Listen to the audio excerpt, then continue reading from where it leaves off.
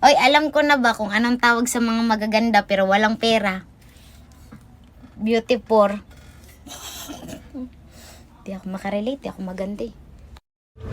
Hoy, taba, kailan ka ba talaga magpapapayat?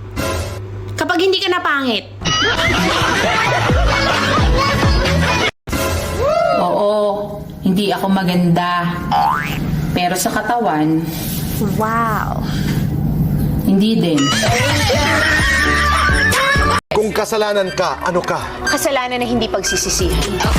One thing about me, I'm the baddest. Mataba daw akong tingnan. Bakit ka ba kasi tingin ng tingin? Kapag alam mong may galit sa'yo ang isang tao, galitin mo palalo. Bawal tayo tamarin kasi hindi pa bayad yung mga parcel na paparating. Thank you! Ayan, di lumabas din ang tunay na ugali mo. Ay, nakasilip pa lang to, be. Pag to nilabas ko, himatay ka. Ayan na naman yung peke ang ugali. Bakit yung sa'yo, tunay? Alam mo, buti ka pa, wala kang problema. Ay, marami po. Naka-only me lang. Kung nakakaganda lang ang stress, artista na ako. Ano?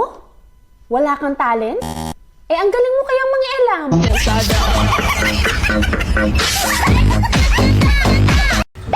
Kahit sinisiraan mo na ako, magiging mabuti pa rin ako sa'yo. Kasi ganyan ako kabait sa mga animals. Hindi sa lahat ng oras lagi kang tama. Bakit mo kasi inuorasan? Inutusan ba kita? Nagpo-post ako para sa ikakasaya ko. Kaso tinamaan ka. Di lalo akong sumaya.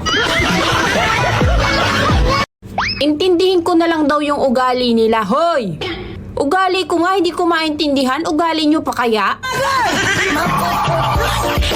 What? You don't like me? So do I need to beg? Ay, but I'm not beggar. Hindi ako pwedeng sumuko sa buhay. O bakit?